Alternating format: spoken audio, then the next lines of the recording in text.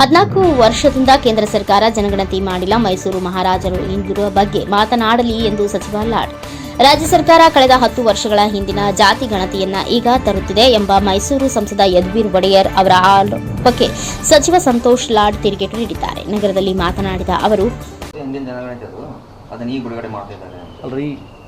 Census ಬೇರೆ, census ಅಂತಕ್ಕಂಥದ್ದು ಕೇಂದ್ರ ಸರ್ಕಾರ ಮಾಡುತ್ತದೆ, ಪ್ರತಿ 10 ವರ್ಷಕ್ಕೆ ಮಾಡಬೇಕು. ಇನ್ನಾದರೂ ಸೆನ್ಸಸ್ ಮಾಡಿಲ್ಲ. 14 ವರ್ಷ ಆಯಿತು, ಇಲ್ಲಿವರೆಗೆ ಅವ್ರು ಸೆನ್ಸಸ್ ಮಾಡಿಲ್ಲ. 10 ವರ್ಷ ಆಯ್ತು ಅಧಿಕಾರಕ್ಕೆ ಬಂದು ಮಾಡಬೇಕಾಗಿತ್ತು, 2020ಕ್ಕೆ ಮಾಡಬೇಕಾದ್ರು ಮಾಡಿಲ್ಲ. ಯಾರು ಮಾಡಿಲ್ಲ? ಯಾರು? ಮಹಾರಾಜರಿಗೆ ಹೇಳ್ರಿ, ಮಹಾರಾಜರಿಗೆ ಕೇಳ್ರಿ, ಯಾಕೆ ಮಹಾರಾಜರೇ ಇನ್ನೂ ಆಗಿಲ್ಲ ಅಂತ ಅವ್ರಿಗೆ ಕೇಳ್ರಿ. ಒಂದು ಜಾತಿ ಗಣತಿ ಮಾಡ್ತಕ್ಕಂಥದ್ದು ಇದೇನು ನಮ್ಮ ಅವು ಬ್ಯಾಕ್ವರ್ಡ್ ಕ್ಲಾಸಸ್ ಸಮೀಕ್ಷೆ ಮಾಡ್ತಕ್ಕಂಥದ್ದು ರಾಜ್ಯ ಸರ್ಕಾರ ಮಾಡಿದೆ. ಆಮೇಲೆ ಇದರಲ್ಲಿ ಏನಾದ್ರು ಅವರಿಗೆ ಲೋಪದೋಷ ಇದ್ದರೆ ಅದು ಯಾವಾಗಲೂ ಸಮಾಲೋಚನೆ ಮಾಡ್ಬೋದು, ಮಾತನಾಡ್ಬೋದು. ಇನ್ನೂ ಸಂಪೂರ್ಣ ಆ ರಿಪೋರ್ಟ್ ಇನ್ನೂ ಹೊರಗೆ ಬಂದಿಲ್ಲ. ರಿಪೋರ್ಟ್ ಹೊರಗೆ ಬಂದ ನಂತರ ಎಲ್ಲರಿಗೂ ಅವಕಾಶ ಇದೆ.